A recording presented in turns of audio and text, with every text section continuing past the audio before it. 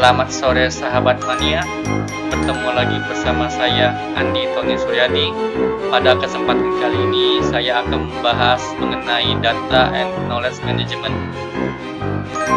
Pertama-tama kita akan membahas tentang multiple source of data. Yang pertama, sumber internal database dan dokumen perusahaan.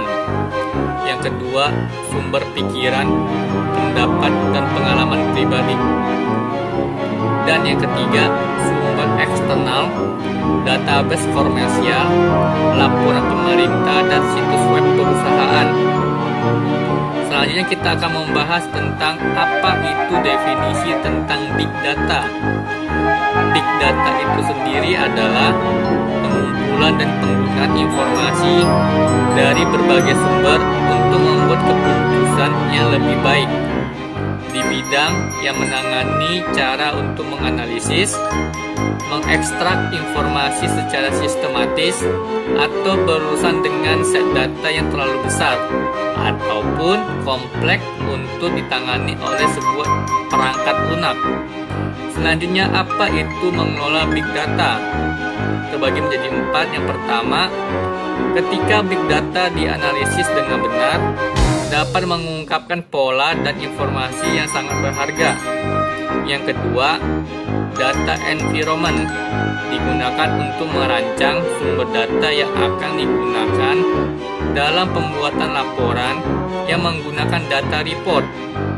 Yang ketiga, database relasional tradisional versus database NoSQL. Dan yang keempat, perangkat lunak sumber terbuka.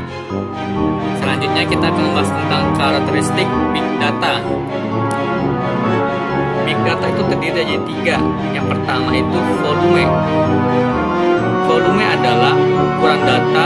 Memang penting untuk memproses volume data yang cukup besar untuk membuat Big Data. Sementara yang kedua, velocity. Velocity adalah kecepatan yang sangat cepat di mana data diterima dan langsung digunakan. Biasanya, kecepatan tertinggi aliran data langsung ke memori dibandingkan yang ditulis ke disk. Beberapa smart device yang menggunakan internet beroperasi dalam waktu nyata atau mendekati waktu nyata dan akan memerlukan evaluasi dan tindakan secara real time. Dan yang ketiga itu ada variety. Variety adalah berbagai jenis data yang tersedia. Jenis data tradisional biasanya lebih terstruktur. Dengan semakin berkembangnya Big Data, ada juga data yang belum terstruktur. Data yang belum terstruktur atau semi terstruktur seperti teks, audio, dan video memerlukan waktu untuk diproses agar Anda bisa tahu arti dari data-data itu.